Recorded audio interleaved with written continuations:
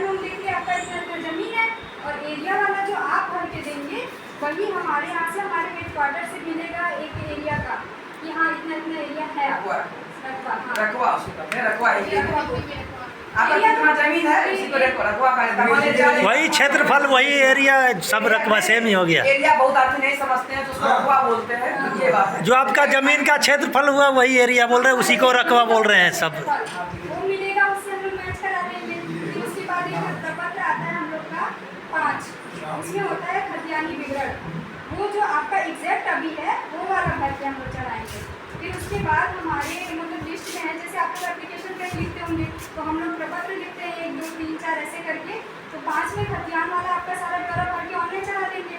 और हर एक हमारा जो काम है वो ऑनलाइन है। आप साइट पे DLRS की साइट पे जाएंगे, वहाँ डालेंगे तो आपका जैसे हमारा भी क्या काम चल रहा है, अगर ग्राम सीमा का चल रहा होगा तो वो भी आपको शो होगा कि आपका अभी खतियान लिखा नहीं गया है, और जब खतियान लिख देंगे तो वो भी आपका शो होगा कि ऑनलाइन चढ़ गया है। मतलब ये जानिए कि पूरा पारदर्शिता के साथ ये काम हो रहा है कि आप हम जो कर रहे हैं वो आप भी देख सकते हैं। सीधा बात जान लीजिएगा, एक बार आपको कोई गड़बड़ी वहाँ लग रहा है तो पता चल जाएगा कि गड़बड़ हो रहा है।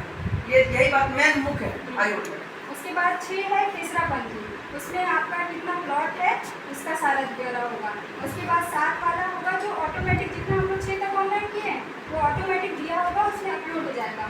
7 के बाद वो वाला और एक LPM लैंड पार्सल मैप होता है, एक मैप होगा जिसमें आपका प्लॉट का विवरण दिया होगा, उसमें कटा कटा प्लॉट होगा, वो आपको हम लोग देंगे। अगर आपको लगता है कि नहीं इसमें तो हमारा कुछ चीज़ छूट गया है और ज़्यादा होगा तो वो तो दिक्कत में नहीं है, लेकिन जो कम होगा जैसे छूट गया तो वो तो आपको लगेगा ना कि अरे नहीं मेरा गलत है, हम सही करवाएंगे, तो आप दावा आपत्ति करेंगे प्रपत्र 8 में। प्रपत्र 8 में दावा करेंगे, उसकी सुनवाई प्रपत्र 9 में होगी, उसका रिसीविंग मिलेगा इस दिन आपका मतलब मीटिंग है, उसका सुनवाई हमारे जैसे पोस्ट पे होते हैं कानून सर वो करेंगे।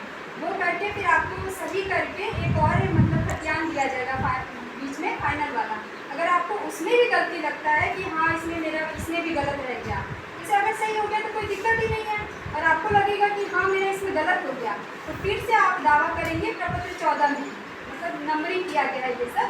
14 लग रहा होगा आपको कि ये आप 8 से सीधे 14 पे चले, जैसे अभी फॉर्म भरते हैं हम लोग वही सब, तो उसमें 14 में भरेंगे, 14 वाला सुनवाई फिर किया जाएगा और आपको फिर से फाइनल मतलब आपका जो जितना भी ब्यौरा है ज़मीन का सारा ऑनलाइन दिया जाएगा।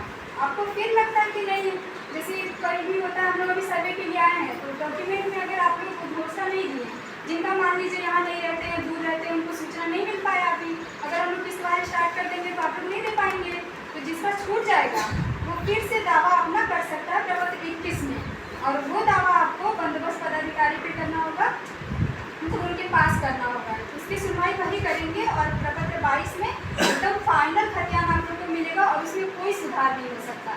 अगर उसके बाद कोई आता है कि मैडम या फिर सर मेरा ये नहीं हुआ तो उसमें आपको दिक्कत हो जाएगी। अगर आप उस टाइम नहीं देंगे तो फिर वो ज़मीन तो हम लोग को तो जब दस्तावेज ही नहीं मिलेगा तो बिहार सरकार के नाम से करना पड़ेगा, और वो सरकार का हो गया तो फिर उसमें काफ़ी दिक्कत जानते ही हैं। वैसे भी चाचा आप लोग जागरूक रहिएगा, तो 3 मौका आपको